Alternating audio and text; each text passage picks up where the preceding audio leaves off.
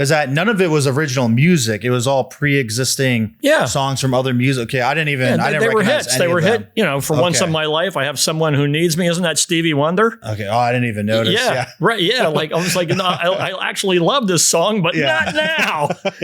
not with a psycho killer. I got the sneaking suspicion that we're not giving the people what they want. It's okay, baby. Let's give the people what they want. Hi, welcome to The Real Generation Gap. I'm Rudy Ruiz. I'm Fred Sottile. And today we're talking about Joker, Folie, Deux, the 2024 follow-up to 2019's Joker starring Joaquin Phoenix. And what a masterpiece that first movie was. Yeah, that was a great one. It was shocking. What was the name of that other actor that made the other Joker movie? Heath Ledger for The Dark Knight. Heath Ledger. Yeah, I mean, I never thought there would be something better than that. Yeah. But then, and I don't know that the Joaquin Phoenix original one was. Yeah. But this certainly was not. Yeah. And I was so disappointed. I was too. I feel like this is going to fall into the pantheon of some of the possibly worst sequels, which is sad to say. There's really good filmmaking going on in terms of cinematography, production design, acting, all of that. But in terms of story, which matters most, this one just did not deliver and was not as compelling as the original Joker, I felt. Right. I mean, the acting, Joaquin Phoenix, he was a spooky, weird, psychotic, like he really, and the fact that he was so emaciated, and that was his real body. Yeah. That wasn't a body double. I mean, that guy was as, skinny as a stick of macaroni, right? Yeah.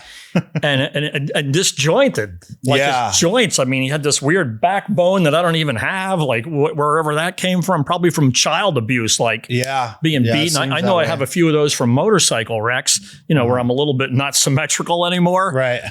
But he was just, the Hunchback of Notre Dame, and then Gaga was totally good. There wasn't a moment of her acting that seemed stilted or weak. I genuinely believed that she was a psychotic rich kid who checked herself into the asylum for kicks. Yeah. Yeah. And just to get close to him, become his friend or his lover and all that. Yeah, to be just associated. It was very much like a Manson kind of a thing, right? Where people align themselves with Manson. Right. And then the worse he got, the more people came to him. Yeah. People were like, oh no, I totally get that. Psycho killer. Yeah. That's one thing I really thought was compelling and interesting with the first one. I mean, to me, I don't know if you're a fan of the movie Taxi Driver or King of Comedy at all, but the first Joker is essentially a mashup of those two movies, right? It really is. And then, but hey, we're going to use the Joker name because that sells tickets. That's going to get people in the door. Well, right. And in this day and age, it's like, people aren't really, I think, into a film like Taxi Driver, but it, had a lot to say about that, about this poor man who's ignored by society, who's stepped on, who comes from an abusive past. And, how eventually he embraces this certain quality, becomes the Joker, and because of that and what he does on live TV, right. Sparks this kind of revolt. Like he becomes a symbol for, I guess, all the other people that felt the same way and they're not worshiping him. But I just remember how, there we go. We have like a few of them. We're just missing Cesar Romero. Right. Yeah. Heath is still my favorite, I think. I think everybody agrees with that. But there is that counterculture concept that you were talking about. Mm-hmm. There are always a million people who, to quote Howard Beale, I've had enough. I'm not going to take it anymore. Mm-hmm. And when you see somebody, the talk show host, the arrogant talk show host, get like a comeuppance, a lot of people went like, yeah, right. Like it's about time, and I can see that in our society today right now, it's super heavy. Yeah. Like there are really heavy factions on both sides. There's a tremendous amount of hate. Mm-hmm. There's people who are enjoying their hate. Right. Like it's all they have. Yeah. There's a Star Trek episode where I think Frank Gorshin is one of the actors, where two aliens, they hate each other. It's kind of a racial issue. And they beam down to the planet. They manage to escape down to the planet where everybody's dead. The whole society has killed themselves. And in the end, they kill each other. And the one character says, I guess all they had left was their hate. And it manifested. Yeah. You're the last two people of a society. You think you'd be like, all right, look, you know, where the last two, I think we can bury the hatchet now. Right. Right. But they couldn't. I see that certainly in war situations, right? Where, you know, you see the enemy kill your buddies and all you want to do is murder every last one of them in the most horrible way you can. And I think that now in society today, some of this hate is justified. It's real. There's horrible things happening. And then I think a lot of it is just manufactured. Yeah. Like they made up problems and spoon fed them to everybody and people, I'll join that hate group. Yeah. Yeah. You know?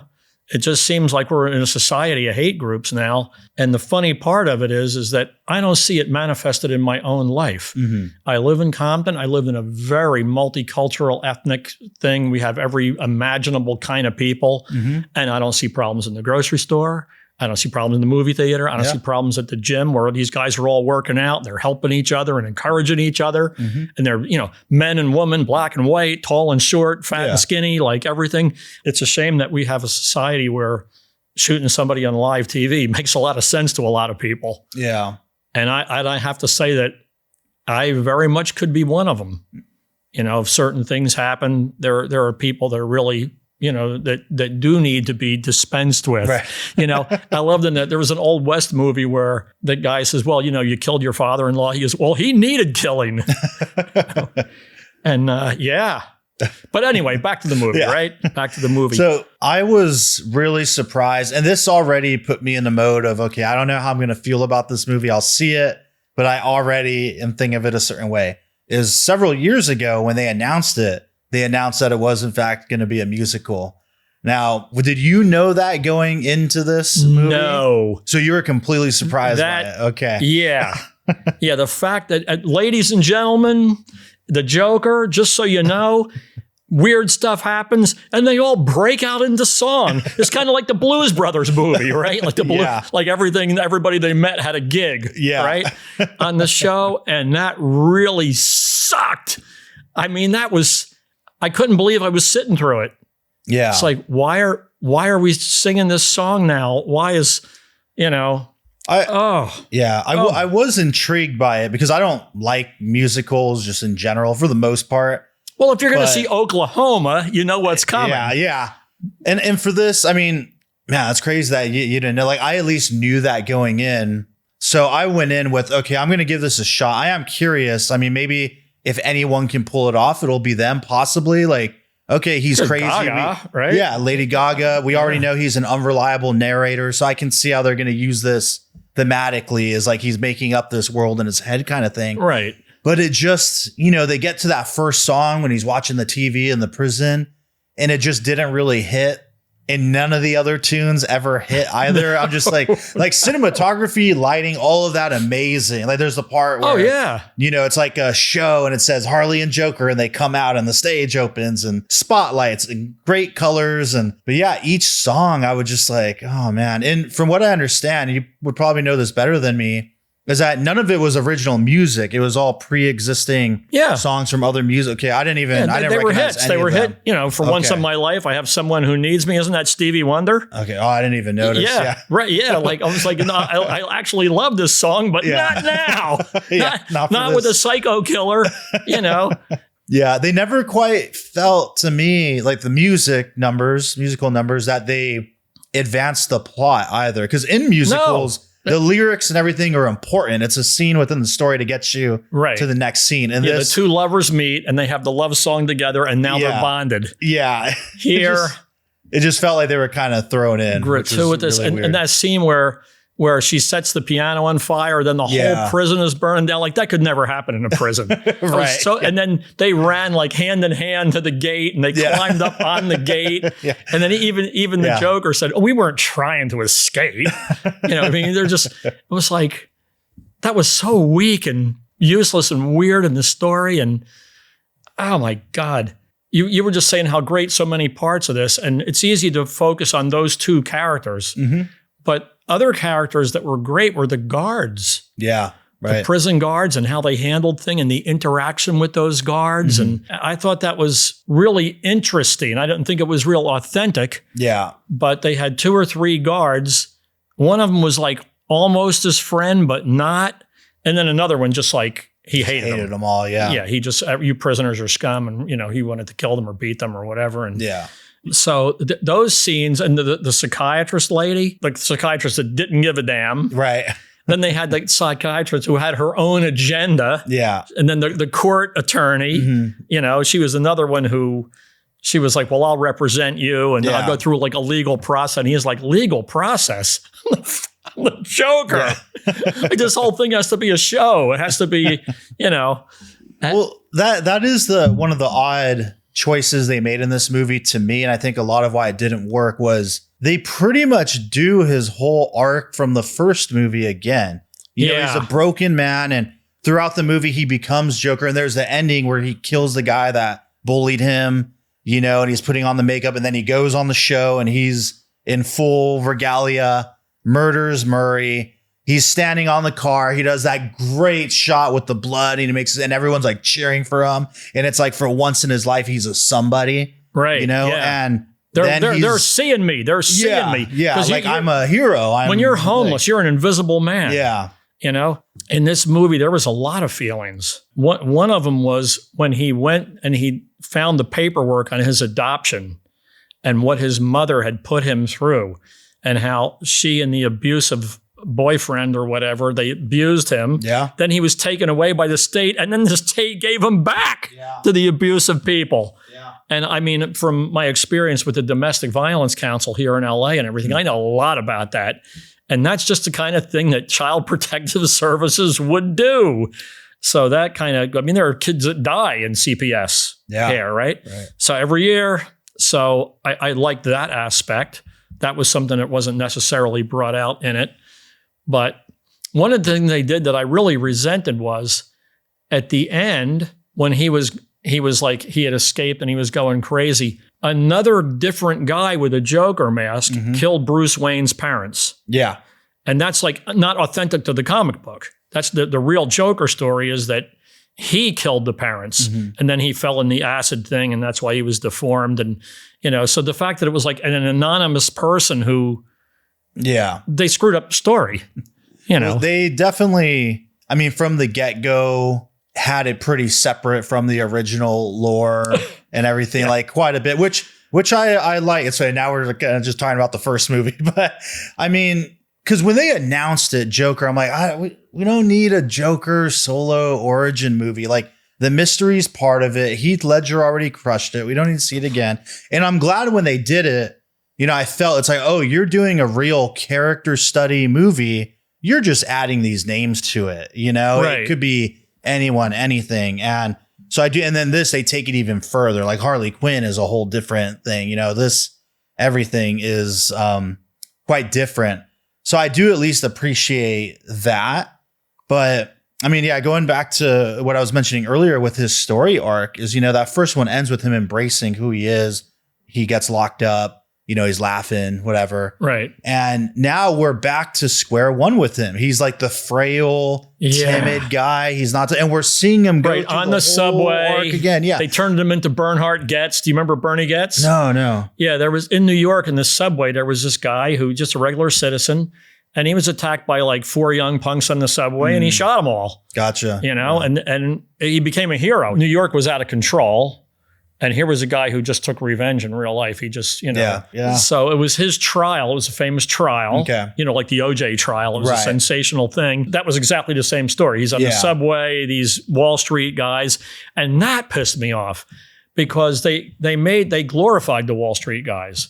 They said this psycho killer callously attacked and killed these pillars of the community. Wall Street, You're talking about in reality or in the movie? No, in the movie. In the movie, yeah. In the movie, They were just punk kids in reality. They're making him the bad guy. Yeah, but they made these Wall Street guys look like they were some kind of saints or something. Yeah. And that was bad reporting. They don't know who they don't know what happened there. Yeah. So here's a circumstance, but it was like, well, if you work on Wall Street, you must be somebody special and all that. No, they were just punk bullies. Yeah. They decided to pick on this poor bastard, Along with that, redoing his story arc, which then doesn't even come to a conclusion because he suddenly decides, like, well, you know what? I'm not Joker. I'm just Arthur. I'm just a regular guy. And it's like, what are we doing? And in the whole court scene, tell me what you thought about this.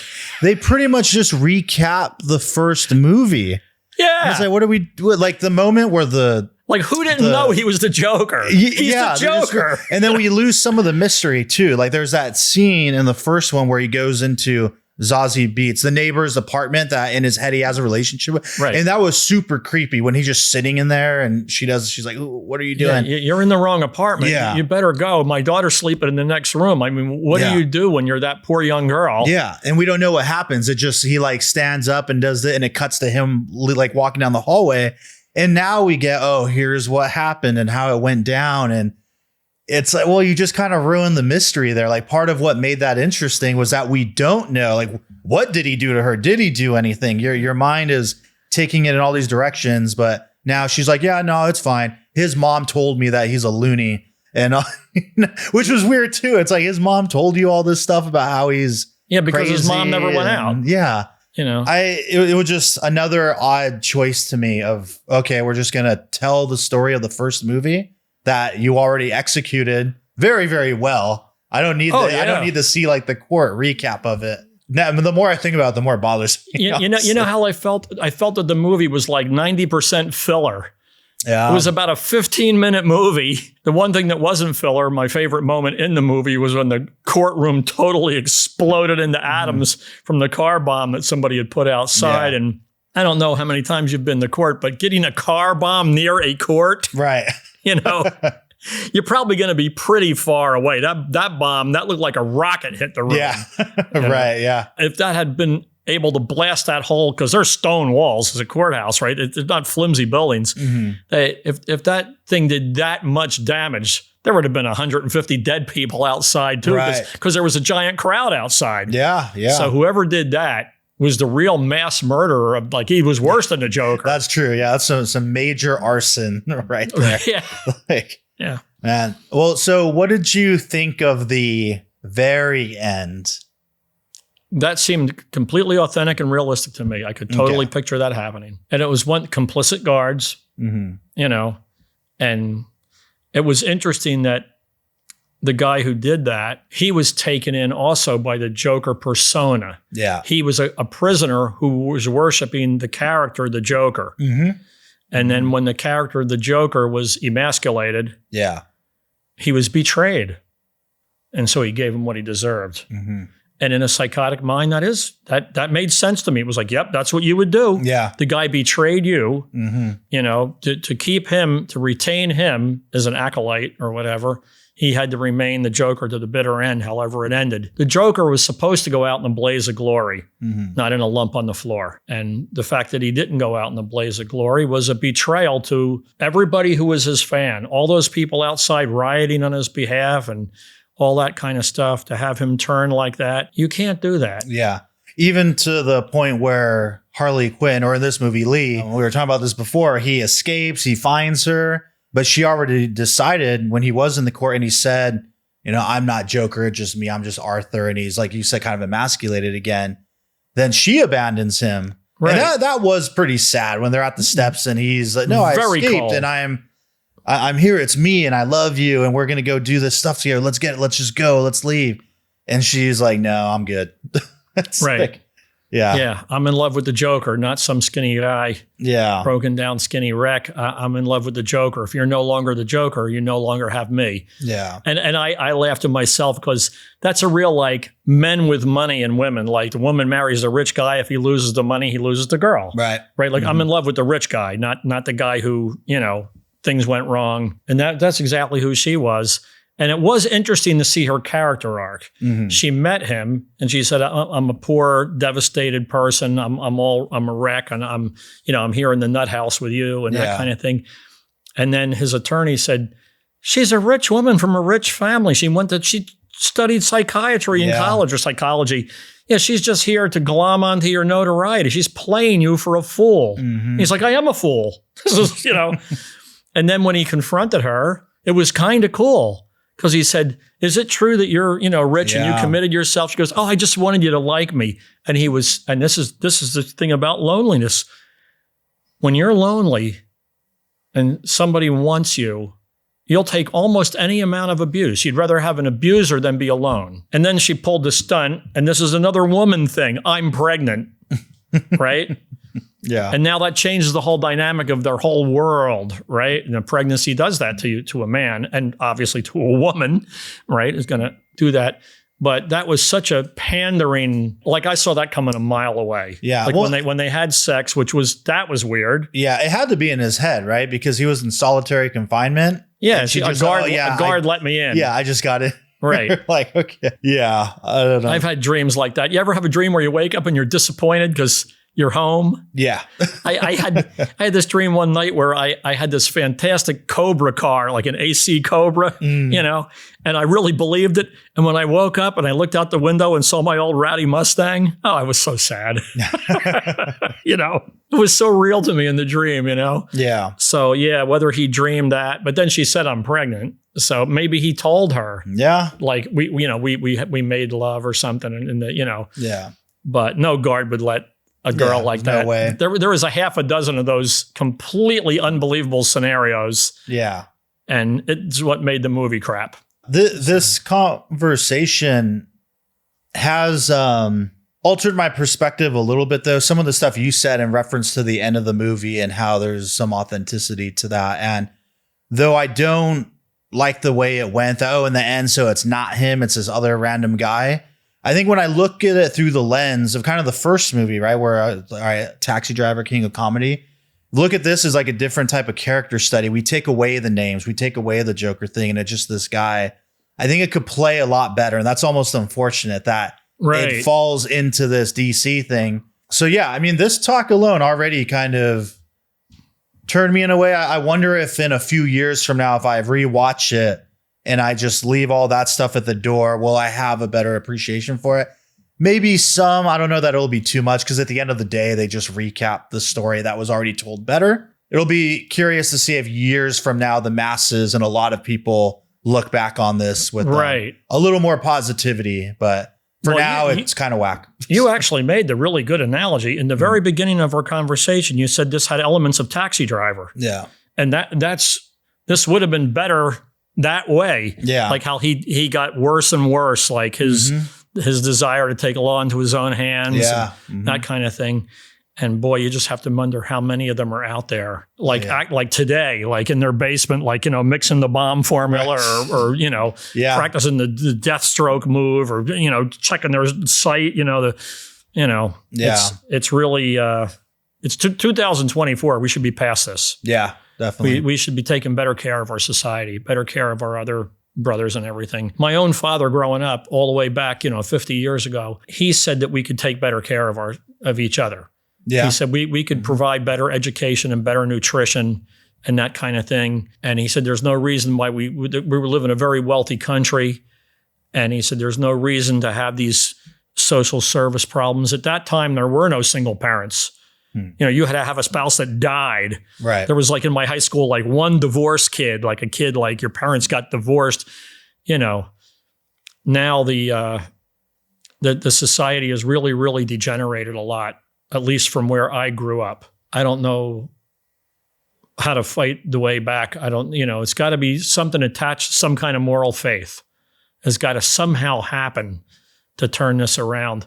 I don't know if it's going to be a devastating war, which, God forbid, I don't want to see people get hurt. Yeah. But common enemies bring people together. That's right. For sure. And that's unfortunate. That's the common enemy, right? And all they're sowing in the media and everything is division, division, division. You got to hate your neighbor. You got to, for whatever they are. Yeah. Anyway, I've certainly made all my points. Yeah. I don't have anything else to add to this. I mean, that's it. That's my thoughts. Well, you've been on the show before. Typically, we rate it. And I'll let you go first. I think I'll give this a 4. Yeah. I was going to say 3. Okay. Yeah. It's not a movie that you need to see. It's not a satisfying movie. Yeah. I'll watch anything at this point. Like I never say don't watch the movie. I have said it a few times. There was a romantic comedy where I went like, forget it. Yeah. There's nothing there for you. It's a waste of time and money. But I always think you need to review things so that you can talk about them. Yeah. Say, well, I did see it, and I think making a musical comedy during the Joker movie was a concept failure. I can't help wondering if it wasn't just like an experiment that was poorly executed, but maybe. And word is that Todd Phillips, the director, told Warner, and it's interesting that they gave him carte blanche, but he's like, I don't want any oversight.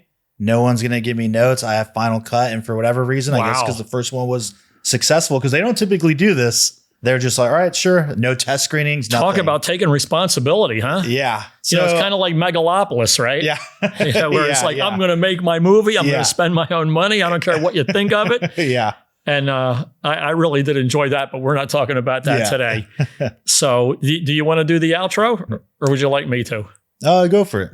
Okay, well, this has been the Real Generation Gap. We have Rudy Ruiz with us at last, and I'm Fred Sottile. We always like to have your comments on the movie. We'd like you to subscribe to our channel. And of course, a thumbs up, it costs you nothing. So lay it on us if you think we're doing a good job. And thanks again. We'll see you next time.